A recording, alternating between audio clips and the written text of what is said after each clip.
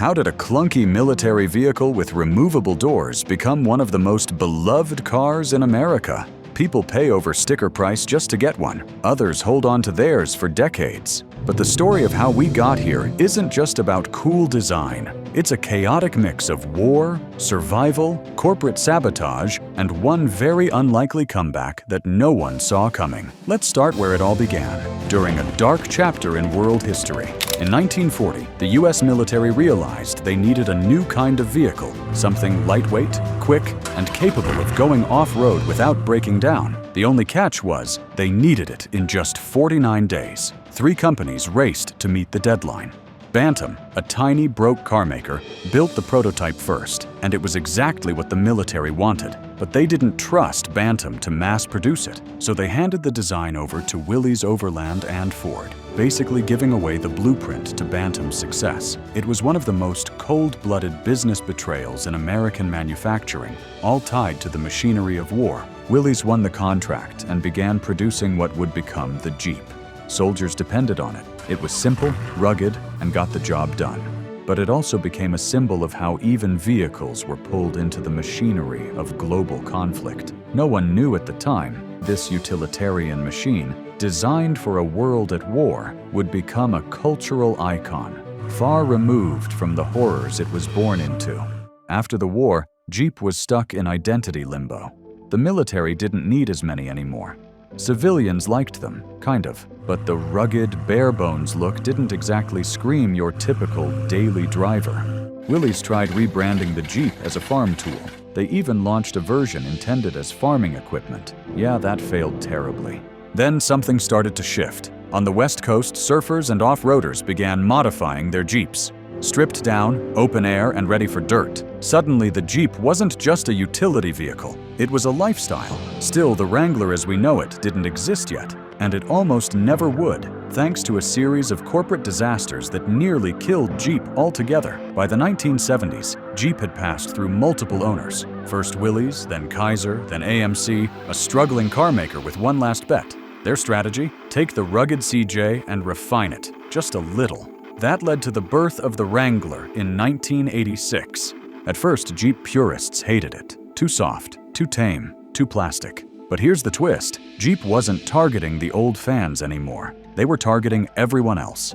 The Wrangler kept the boxy look, the round headlights, the slotted grille, but added real doors and better handling. Jeep leaned into the nostalgia hard, and it worked. What came next turned the Wrangler into a pop culture phenomenon. In the 1990s, Jeep doubled down on one word: freedom. Their ads didn't show office parks or traffic lights. They showed cliffs, deserts, rivers, and fog. Even if your Wrangler never left the pavement, Jeep sold the idea that it could. That feeling? That's what people were buying. Then came the SUV boom. As gas got cheaper and families ditched sedans, SUVs exploded. But most of them were just minivans in disguise. The Wrangler stood out. It didn't pretend to be rugged, it was rugged. Bouncy, boxy, loud, and proud of it, Jeep made one genius decision: they didn't modernize the design. Not really. Every update kept the Wrangler retro. The shape stayed the same. The soul stayed intact. Competitors tried to copy it, but Jeep just doubled down on weird. That stubbornness made it iconic. But not every decision was a win. In the early 2000s, Jeep took a gamble. They introduced the Wrangler Unlimited, a 4-door version of the 2-door classic. To hardcore fans, it was a betrayal. But Jeep wasn't listening to the loudest voices. They were watching what real families wanted: more space, more practicality, without giving up the Jeep vibe. And it worked. By 2017, 4-door Wranglers were outselling 2-doors 3-to-1. Then came the Easter eggs. Tiny hidden surprises in the design: a T-Rex chasing a Jeep under the gas cap, a spider etched by the hood, secret messages in the interior. They weren't just gimmicks. They made people feel like they were part of something. Suddenly, the Wrangler wasn't just a vehicle, it was a personality. But that personality came with a price. Wranglers aren't cheap. They hold their value better than nearly anything else on the road. But here's the kicker: reliability? Not great. Wranglers are often rated below average for ride quality and dependability. Gas mileage is straight up bad, not to mention the rough ride too. And yet people don't seem care. Because buying a Wrangler isn't logical, it's emotional. You're not paying for silence or efficiency. You're paying for the feeling of taking the doors off, cranking the music, and chasing a dirt road somewhere no one else can go, even if the only hill you climb is a mall parking curb. Speaking of emotion, Wrangler fans are different. They name their Jeeps. They build whole identities around them. There are entire forums dedicated to scratches, mods, and roof racks. Some owners have been known to cry when they sell one, but what really pushed the obsession over the edge was the rivalry. In 2021, Ford did the unthinkable. They brought back the Bronco, Jeep's old nemesis from the 60s. And it wasn't subtle. Ford went straight at Jeep.